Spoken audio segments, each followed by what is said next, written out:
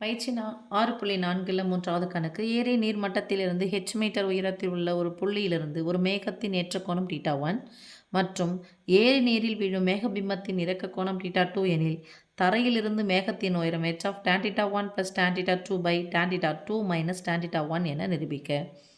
இப்போது ஏரியினுடைய நீர் மட்டத்திலேருந்து மீட்டர் உயரத்தில் ஒரு புள்ளி இருக்குது.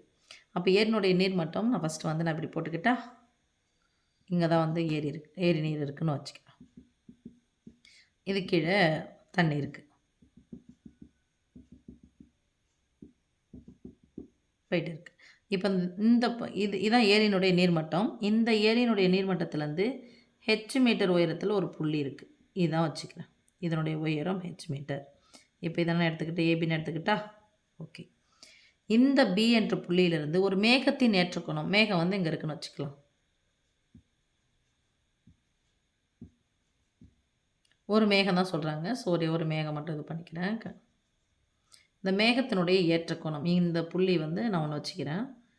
இங்கேருந்து இங்கே பார்க்குறாங்க ஏற்றக்கோணம். இப்போ கோணம் வேணும் அப்படின்னு சொன்னால் கண்டிப்பாக ஒரு முக்கோணம் தேவை. ஸோ முக்கோணம் போட்டுக்கிறேன். அப்போ இது ஜாயின் பண்ணோம் இல்லையா, தண்ணி. அப்போ இந்த கோண அளவு என்னன்னு சொல்லிட்டாங்க θ1 மற்றும் ஏரி நீரில் விழும் மேகபிம்பத்தின் இறக்க கோணம். மேகபிம்பம் தண்ணியில் விழுது. எப்படி விழும் அப்படின்னு சொல்லிட்டோம்னா, இந்த மேகம் அங்கன்னா இருக்கும். நீங்கள் ஏரி தண்ணியில் எல்லாத்தையும் பார்த்துருப்பீங்க. இந்த மேகம் தண்ணியில் விழும். இது எடுத்தால் தான் விழுமானா இல்லை. நமக்கு ஃப்ரெஷ்ஷான வாட்டர் அப்படின்னா அந்த மழை பெஞ்சு உடனே ரொம்ப கலங்கலாக இருந்துச்சுன்னா அதனுடைய பிம்பம் ரொம்ப ரொம்ப ஆழமாக நமக்கு தெரியாது. பட் ரொம்ப பியூரிட்டியாக இருந்துச்சு, ரொம்ப கிளியராக இருந்துச்சு அப்படின்னு சொன்னால், தண்ணி நல்லா தெளிஞ்சிருக்கு அப்படின்னு சொன்னால், இங்கே எவ்வளோ உயரத்தில் இருக்கோ, அது மீன்ஸ் இந்த நீர்மட்டம் இருக்கு இல்லையா, இந்த நீர்மட்டத்துலேருந்து இந்த மேகமானது எவ்வளோ உயரத்தில் இருக்கோ அதே உயரத்துக்கு கீழே கண்டிப்பாக இந்த உயரமும் ஏரி நீர்மட்டத்திலிருந்து மேகம் எந்த அளவுக்கு உயரத்தில் தெரியுதோ, அதுவும் மிஸ் இவ்வளோ உயரத்தில் இதுக்குள்ளே தெரியுமான்னா இல்லை, அந்த பிம்பம் அதுக்குள்ளே வரைக்கும் தெரியுன்றோம். அப்போது இங்கேருந்து இவ்வளோ உயரத்துக்குள்ளே தெரியும், தண்ணிக்குள்ளே அந்த பிம்பம் தெரியுதுன்னு வச்சுக்கலாம். இந்த புள்ளியை நான் இங்கே இருக்கு இல்லையா, இந்த புள்ளி ஏரியினுடைய நீர்மட்டத்திலேருந்து மேகத்துக்கான உயரம் நான் சிடின்னு எடுத்துக்கிறேன். இந்த சிடியானது நிறைய உயரம், அந்த ஹெச் உயரம்னு எடுத்துக்கிறேன். எது கேபிட்டல் ஹெச்ன்னு எடுத்துக்கிறேன், ஹைட்டுக்கு. ஓகே, இந்த உயரம் நமக்கு என்னன்னு தெரியும், ஹெச்ன்னு தெரியும். ஏன்னா இது எந்த வடிவத்தில் இருக்குது, செவ்வகம். செவ்வகத்தில் எதிரெதிர் பக்கங்கள் சமம். ஸோ இந்த புள்ளியை நான் மீட் பண்ணுற புள்ளியை நான் எடுக்கிறேன், எம்ன்னு எடுத்துக்கிறேன். எப்போவுமே எடுக்கிறதா எடுத்துக்கிறேன். இந்த இது இருக்கு இல்லையா, இந்த மேகம் டி என்ற புள்ளியில் இருக்குன்னா இந்த மேகத்தினுடைய ரிஃப்ளெக்ஷன் இருக்குல்ல, எதிரொலிப்பு இருக்குல்ல தண்ணிக்குள்ளே, அதை நான் டி டேஷாக இல்லைன்னா ஈன்னு எடுத்துக்கிறேன். ரிஃப்ளெக்ஷனை ஈன்னு எடுத்துக்கிறேன். ஓகே, எனில் தரையிலிருந்து மேகத்தின் உயரம், தரையிலிருந்து இதான் தரை, நீர்மட்டத்தின் உயரம் தான் தொலைத்தரம். இந்த உயரம் எப்படி இருக்குன்னா, அதாவது இந்த ஹெச் ஆனது எப்படி இருக்குன்னா, இந்த H of tan θ1 + tan θ2 tan θ2 - tan θ1ன்னு சொல்லிட்டு இருக்குன்றாங்க. நமக்கு ஏற்கனவே இந்த நீர்மட்டத்திலிருந்து நான் உங்களுக்கு சொல்லிட்டேன், நீர்மட்டத்திலிருந்து இந்த மேகத்தின் உயரமானது இது எவ்வளோ ஹைட்டில் இருக்கோ அவ்வளோ ஹைட்டுக்குள்ளே கண்டிப்பாக அந்த நீருக்குள்ளே விழும் அப்படின்னு சொல்லிட்டு சொல்லியாச்சு. ஸோ இது ஹெச்னா இந்த சியிலேருந்து ஈக்கான தூரமும் என்னவாக இருக்கும், ஹெச்சாக இருக்கும். அண்டர்ஸ்டாண்ட்? இங்கே போட்டுக்கலாம் சாமி, சென்ஸ்ன்னு சொல்லிட்டு போட்டுக்கோங்க. சிடி தான் மேகத்தின் உயரம். ஓகே, இப்போது அந்தந்த புள்ளி ஈக்குவலாக இருக்கும்னா CD equal to CE equal to capital letter H. Okay, இப்போ இது என்ன ஒரு பியூட்டின்னு பாருங்கள். இந்த உயரம், அதாவது எங்கேருந்து பார்க்குறாங்க, சார் இங்கேருந்து இங்கே பார்க்குறாருன்னு சொன்னல, இதனுடைய கோண அளவு θ2 அவங்களே கொடுத்துறாங்க. இறக்க கோணம் θ2 எனில் இந்த ரிஃப்ளெக்ஷனை பார்க்கறது, இந்த புள்ளியிலேருந்து இந்த ஏரி நீரில் விழக்கூடிய மேகபிம்பத்தை பார்க்கறது θ2ன்னு கொடுத்துட்டாங்க. இது ஒரு செங்கோண முக்கோணம், ரைட்? இதுக்கு எதிரில் இருக்கிறது எதிர்பக்கம். அப்போ எதிர்பக்கம் யாரும் பாருங்கள், எம்இ. எம்இ அப்படிங்கிறது தான் எதிர்பக்கம். இந்த எம்சி ஏற்கனவே நம்ம என்னன்னு சொல்லிட்டோம், எம்சி அல்லது சிஎம் என்னன்னு சொல்லிட்டோம், ஹெச்ன்னு சொல்லிட்டோம். ஏன்னா செவ்வகத்தினுடைய எதிர்பக்கங்கள் சமமாக இருக்கும். ஸோ இந்த உயரம் நம்ம ஹெச்ன்னு சொல்லிட்டோம். இந்த உயரம் நான் சொல்லுவோம் எனக்கு கேபிட்டல் லெட்டர் ஹெச்ன்னு சொல்லுவோம். அப்போ மொத்தமாக சேர்த்தா எவ்வளோ வரும்னு பாருங்கள். இந்த இங்கேருந்து இங்கே வரைக்கும் எவ்வளோ வரும்னு சொல்லுங்கள். இந்த ஹெச்சையும் இந்த ஹெச்சையும் என்ன பண்ணிக்கணும், கூட்டிக்கணும். ரைட். இந்த பகுதி இந்த போர்ஷனையும் கூட்டினா மட்டும்தான் நமக்கு இது கிடைக்கும். இது ஒரு 2 சென்டிமீட்டர், இது ஒரு 2 மீட்டர், இது ஒரு 3 மீட்டர்னால் மொத்தம் எவ்வளோ இருக்கும், 5 மீட்டர். அப்போ இதையும் இதையும் வந்து கூட்டினா நமக்கு கிடச்சிரும். அப்போ எதிர்பக்கம் capital H plus small letter H எப்படி வேணாலும் நீங்கள் எழுதிக்குவாங்க. இங்கேருந்து மேலே போனாலும் ஓகே, 2 கூட 3 கூட்டினாலும் 5 தான், 5 கூட 3 கூட 2 கூட்டினாலும் 5 தான். So small H plus capital H. Okay. இப்போது இந்த செங்கோண முக்கோணத்தை நம்ம சொல்லியாச்சு. இந்த செங்கோண முக்கோணம் பாருங்கள், θ1 கோண அளவு எதிர்பக்கம் வச்சுது. இந்த எதிர்பக்கம் யார், இது ஃபுல்லாக யாருன்னு சொல்லிட்டோம், இது ஃபுல்லாக நமக்கு ஹெச்ன்னு சொல்லிக்கிறோம். அப்போ இது மட்டும் வேணும்னா இந்த போர்ஷனை என்ன பண்ணணும், நம்ம கழிக்கணும். அண்டர்ஸ்டாண்ட்?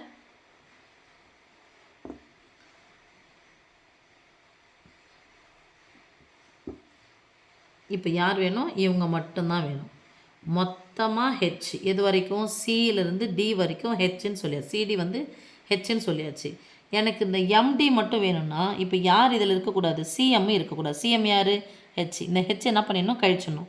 அப்போ கேபிட்டல் லெட்டர் ஹெச்லேருந்து ஸ்மால் லெட்டர் ஹெச் என்ன பண்ணிடணும், நம்ம நீக்கணும். நீக்கினா தான் எனக்கு இந்த பகுதி கிடைக்கும். அப்போ இங்கே போட்டுக்கலாம், capital letter H minus small letter H.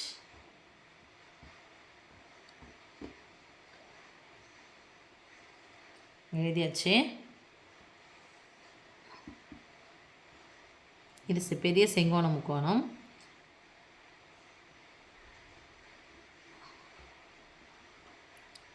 இது ஃபுல்லாக ஹெச்.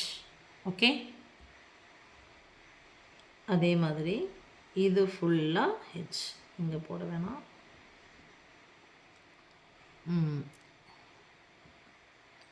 இது எதிர்பக்கம் அப்படிங்கிறனால சொன்னேன், இதை விட்டுடலாம். இது கேபிட்டல் லெட்டர் ஹெச், இது ஸ்மால் லெட்டர் ஹெச். இப்போ இங்கேருந்து இந்த பகுதி என்னன்னு சொல்லுவோம், கேபிட்டல் லெட்டர் ஹெச்ன்னு வச்சுருந்தோம். சிடி கேபிட்டல் லெட்டர் ஹெச்ன்னு வச்சுருந்தோம். இதுவும் இந்த உயரமும் எப்படி இருக்கும், சமமாக இருக்கும். இப்போ எனக்கு இது மட்டும் வேணும்னா இந்த பகுதி என்ன பண்ணக்கூடாது, இதிலேருந்து கழிக்கணும், நீக்கணும். ஓகே. இப்போ இதுதான் வச்சு போட போகிறோம். இப்போ tan θ1 போட்டுக்கலாம். tan θ ஈக்குவல் டு எதிர்பக்கம் பை அடுத்துள்ள பக்கம். இப்போ tan θ1 ஈக்குவல் டு θ1 எதிர்பக்கம் யார், ஹெச் மைனஸ் ஹெச் பை அடுத்துள்ள பக்கம் யாராக இருக்கா பாருங்கள், பிஎம். பிஎம் எனக்கு இந்த பிஎம் தானே பக்கம் எடுத்துகிட்டு போயிடலாம். வகுத்தலாக இருக்கிற பிஎம் தானே பக்கம், அந்த பெருக்கலாக இருக்கிற tan θ1 தானே பக்கம் போனால் வகுத்தல். So capital H minus small H by tan θ1 equal to PM. இது கிடச்சிச்சிங்களா? ஓகே. அடுத்தது இந்த tan θ2க்கு வரும், θ2க்கு வரும். tan θ2 ஈக்குவல் டு tan θ2 என்னது, எதிர்பக்கம் பை அடுத்துள்ள பக்கம். செங்கோண முக்கோணம் தலைகீழாக இருக்குது, நான் இந்த பக்கம் போட்டிருக்கலாம், தேவையில்லை. tan θ2 ஈக்குவல் டு எதிர்பக்கம் யார், இதுக்கு யார் எது சரி, எங்கே அந்த ஜாயின் பண்ணுறது பாருங்கள், இங்கேருந்து இங்கே வரைக்கும் இருக்கும் தான் எதிர்பக்கம். அப்போது இங்கேருந்து இங்கே வரைக்கும் யார் சொன்னோம், ஸ்மால் ஹெச்சும் கேபிட்டல் ஹெச் என்ன பண்ணிக்கணும், கூட்டிக்கணும். ஹெச் ப்ளஸ் ஹெச் பை அடுத்துள்ள பக்கம் யார் பாருங்கள், இந்த செங்கோணத்தை எது இருக்கிறது, கர்ணம். இந்த கர்ணத்தை எதுவும் பண்ணக்கூடாது, எதிர்பக்கம். இது அடுத்துள்ள பக்கம். அடுத்துள்ள பக்கம் யார், பிஎம். இந்த பிஎம் இந்தாண்ட பக்கம் தூக்கிட்டு வாங்க, இந்த tan θ2 அந்தாண்ட பக்கம் தூக்கிட்டு போங்க. வகுத்தலாக இருக்கணும், நம்ம பெருக்கல் தான் ஆன்சர் பண்ணணும். So PM equal to capital H plus small H by tan θ2. இது ஈக்குவேஷன் 1ன்னு வச்சுக்கலாம், இது ஈக்குவேஷன் 2ன்னு வச்சுக்கலாம். PM equal to PM equal to, so left சைடும் சமம்னா ரைட் சைடும் எப்படி இருக்கும், சமமாக இருக்கும். So equation 1 equal to equation 2. Equation 1ல் ரைட் சைடில் என்ன இருக்குன்னு பாருங்கள், H minus H by tan θ1 equal to இந்த பக்கம் capital H plus small H by tan θ2. எனக்கு ஆன்சர் எப்படி வரணும் பாருங்கள், மேகத்தின் உயரம், நான் மேகத்தின் உயரம் தான் நான் எடுத்துக்கிறேன். சிடி ஈக்குவல் டு யார், ஹெச்ன்னு எடுத்துக்கிறோம். எனக்கு ஹெச் ஈக்குவல் டுன்னு வேணும். அப்போ ஃபஸ்ட்டு இது தான் பக்கம் எடுத்துகிட்டு போயிடலாங்களா, அப்படியே இருக்கட்டும். எத்தனை உறுப்புகள் இருக்குன்னு பாருங்கள், 2 உறுப்புகள். அதை நான் பெருக்கிக்கிறேன். Capital letter H into tan θ1 plus small letter H into tan θ2 by இங்கே யார் இருக்கிறாங்க? tan theta 1 sorry tan theta 2 இல்லைன்னா இதை இந்தாண்ட பக்கமும் எடுத்துகிட்டு போகிறேன். ஏன்னா 2 பக்கமே நமக்கு ஹெச் இருக்குது, இந்தாண்ட பக்கம் எடுத்துகிட்டு போகலாம். ஸோ 2 உறுப்புகள் இருக்குது, 2 உறுப்புகளையும் tan theta 2ஆல் பெருக்க போகிறோம்.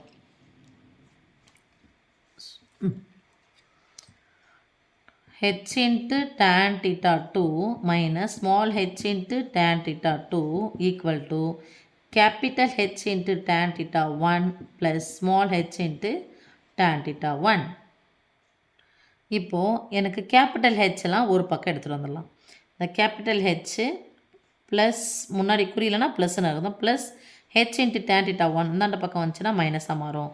அப்போது ஹெச் இன்ட்டு tan theta 2 இங்கே ஏற்கனவே இருக்குது, மைனஸ் இந்தாண்ட வந்துச்சு capital H into tan theta 1 equal to இந்த minus small H tan theta 2 அந்தாண்ட பக்கம் வச்சுன்னா ப்ளஸ்ஸாக மாறும். ஏற்கனவே என்ன இருக்குது? ஹெச் இன்ட்டு tan theta 1 இருக்குது, இந்த மைனஸ் அந்தாண்ட பக்கம் வச்சுன்னா plus H into tan theta 2ன்னு வரும். இப்போ எத்தனை உறுப்புகள் இருக்குதுன்னு பார்க்கலாம். மைனஸுக்கு முன்னாடி இருக்கிறது ஒரு உறுப்பு, மைனஸுக்கு பின்னாடி ஒரு உறுப்பு, 2 உறுப்பு இருக்குது. இங்கே ப்ளஸுக்கு முன்னாடி ஒரு உறுப்பு, ப்ளஸுக்கு பின்னாடி ஒரு உறுப்பு, 2 உறுப்பு இருக்குது. இல்லை எது காமனாக நம்ம எடுத்துக்கலாம்னா இங்கே ஹெச் இருக்குது, இங்கே ஹெச் இருக்குது எடுத்துக்கலாம். மீன்ஸ் இங்கே டேன் இருக்குது, டேன் இருக்குது எடுத்துக்கலாம்னா இது theta 2, இது theta 1, இது காமன் கிடையாது. தீட்டா இருக்குது, நான் 2 - 1 போடலாமா? தப்பு. இது ஒரு வேறு ஒரு கோணம், இது வேறு ஒரு கோணம், அதனால் அது மாதிரி இருக்கக்கூடாது. ஸோ ஹெச் காமனாக இருக்குது எடுத்துக்கலாம். காமனாக எடுத்தால் என்ன பண்ணணும்? ப்ராக்கெட் போட்டால் இப்போ எங்கே கேன்சல் பண்ணுங்கள். ஒரு ஹெச் ஒரு ஹெச் மீது என்ன இருக்கும்? tan theta 2 minus tan theta 1 equal to இங்கே காமனாக யார் இருக்குது? ஸ்மால் லெட்டர் ஹெச் காமனாக இருக்குது எடுத்தால் ப்ராக்கெட் போடணும். ப்ராக்கெட் போட்டால் போய் கேன்சல் பண்ணுங்கள். tan theta 1 plus tan theta 2. எனக்கு ஹெச் மட்டும்தான் தேவை, ஹெச் இங்கே வச்சுக்கிறேன். இது ரெண்டுத்துக்கு நடுவில்னா குறி பெருக்கலாக இருக்கிறது அந்த பக்கம் போனால் வகுத்தலாம் மாறும். ஹெச் ஈக்குவல் டு ஏற்கனவே என்ன இருக்குது? H of tan theta 1 plus tan theta 2 by வகுத்தலாம் மாறப்போகுது tan theta 2 minus tan theta 1. Right. இப்போ இதுக்கு பதிலாக உங்களுக்கு குரூப் எக்ஸாம்லேயோ இல்லைன்னா வேறு ஏதாவது எக்ஸாம் எழுத போகும்போது இந்த theta 1க்கு பதிலாக அங்கே ஒரு 30 டிகிரி கொடுத்துட்டாங்க, இல்லை இது ஒரு 60 டிகிரி கொடுத்துட்டாங்க அப்படின்னு சொன்னால் theta 1க்கு பதிலாக 30 போடுங்க, theta 2க்கு பதிலாக 60 போட்டுட்டு இந்த ஈக்குவேஷனில் மேகத்தின் உயரம் போடும்போது ஹெச் ஆஃப் இது மாதிரி போட்டாங்கன்னா நமக்கு இந்த ஆன்சர் வந்து கிடைக்கும். தீட்டானுடைய கொடுத்து உயரம் கொடுத்துட்டாங்கன்னா இந்த ஃபார்முலாவில் ஈஸியாக நம்ம வந்து ஃபார்முலா கிடையாது, இந்த இதுவில் நம்ம அப்ளை பண்ணோம்னா நமக்கு ஈஸியாக கிடச்சிரும். இல்லை அப்படின்னு சொன்னால் திருப்பி இதே மாதிரி தான் நம்ம போட்டுட்டு உட்காந்துருக்கணும். Okay, thank you.